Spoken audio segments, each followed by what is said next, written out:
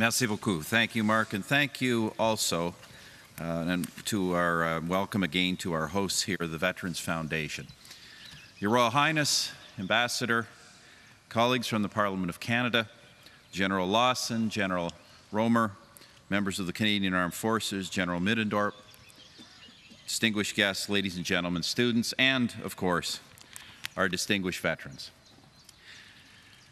because of whom we're all gathered here today. C'est un honneur au nom du gouvernement du Canada et au nom de tous les Canadiens et Canadiennes d'être ici avec vous dans cet endroit magnifique et solennel, un lieu de tristesse et de deuil, de triomphe et de fierté, de souffrance et de gloire. It's an honor on behalf of the Government of Canada, indeed on behalf of all Canadians, to be here with you in this beautiful and solemn place. It's difficult for us to express all of the feelings such surroundings evoke, for this is sacred ground, a place of sorrow and grief, a place of triumph and pride, a place of suffering and of glory. But express all these emotions we must, for in our effort to give them voice, we give them form and we give them permanence. And those lost to us do not die, but gain immortality as everlasting examples of how to live. Voilà 70 ans que les Canadiens enterrés ici et les vétérans que nous accompagnent aujourd'hui, ainsi que des dizaines de milliers d'autres héros, des soldats de l'armée de terre, de mer et de l'air, ont porté un grand coup pour l'humanité, libérant ce pays de la cruauté de la répression nazie. It has been 70 years since the Canadians buried here, and the veterans with us today, and tens of thousands of other heroes, soldiers, sailors, and air personnel, struck a great blow for humanity, liberating this country from the cruelty of Nazi oppression and hastening the end of the most deadly war the world has ever known. Almost 1,400 Commonwealth soldiers, most of them Canadian, rest here in this place. Many of them had fought and survived into the war's final days, only to fall before they could hear those wonderful words that meant life itself: ceasefire, empty guns. They, more than 7,500 other Canadians and their allies, including the many heroes of the Dutch resistance, died to free this land from the evils of fascism and the horrors of genocide. Nous savons qu'ils ont combattu courageusement et gardé la foi.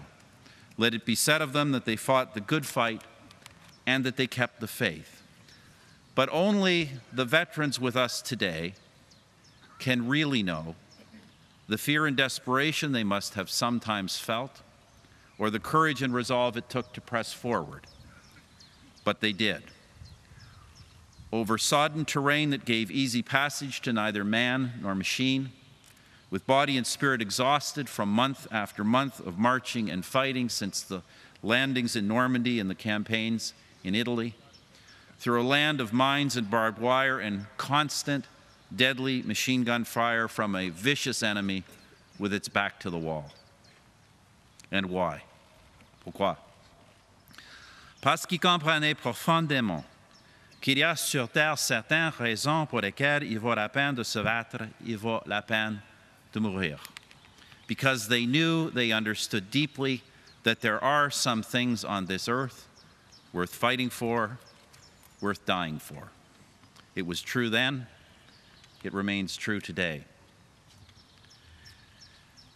Ladies and gentlemen, our National War Memorial in Ottawa, emblazoned with dates that signify the dark years when so much Canadian blood was spilled, is a soaring sculpture aptly called The Response.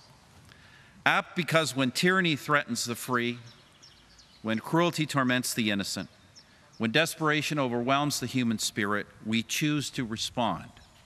We choose the high road forward, not the easy way out. We choose risk not for reward, but for righteousness. We choose to fight for freedom. We choose to defend the innocent. we choose to bring hope to the world. Nous choisissons d'apporter de l'espoir au monde.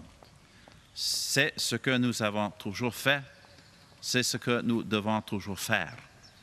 This is what we have always done. This is, sadly, what we are still called upon to do today. And this is what we must always do.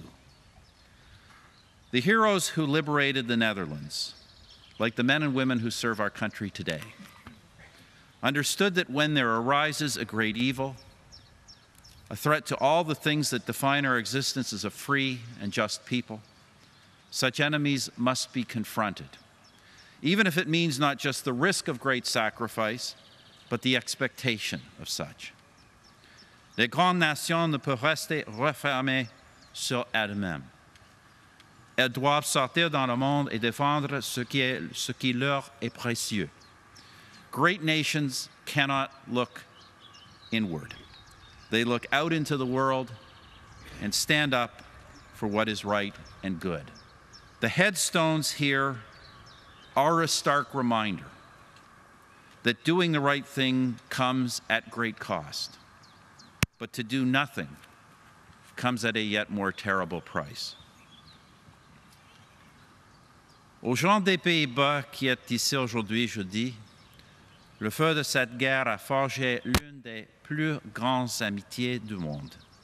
To the people of the Netherlands here today, I say, the fires of that war forged one of the world's greatest friendships.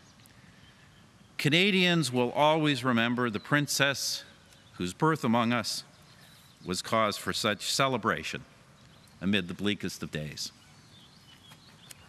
Canadians will never forget the welcome our troops received in this country as the war ended.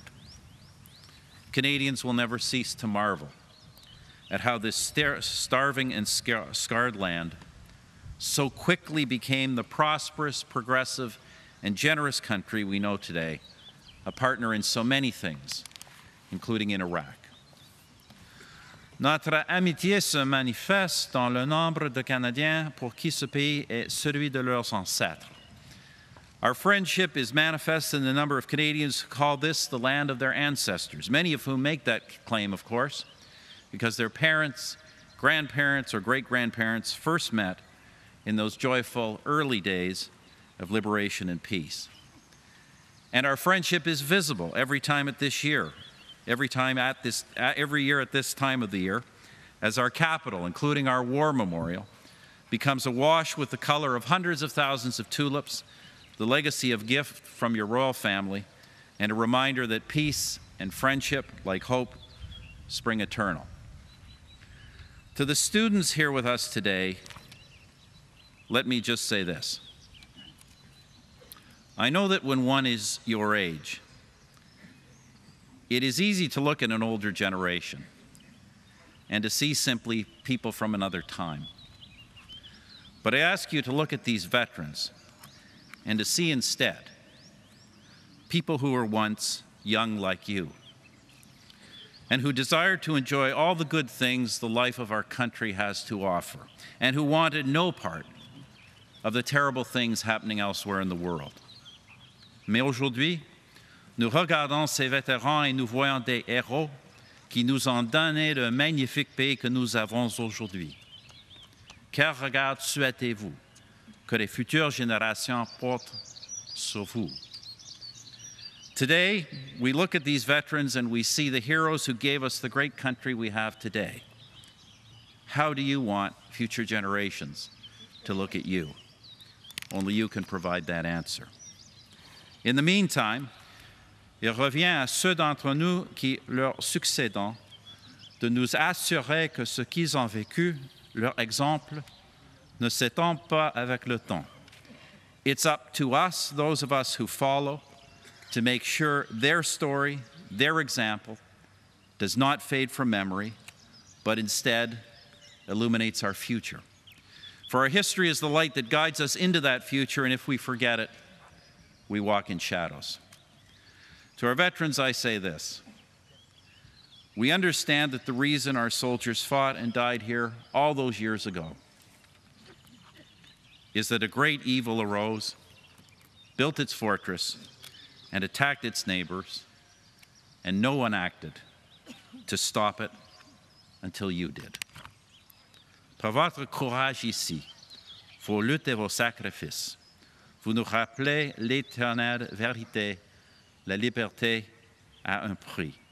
With your bravery here, your struggle and your sacrifice, you remind us of the eternal truth of the old saying, freedom is not free. It has been paid for with blood, sweat, and tears. Il y a 70 ans, vous avez libéré la population des Pays-Bas. C'est ce qui vous vaut l'affection et la gratitude de deux grands pays. 70 years ago, you liberated the people of the Netherlands. For that, you have the affection and the gratitude of two great countries. Et nous n'oublierons jamais, lest we forget.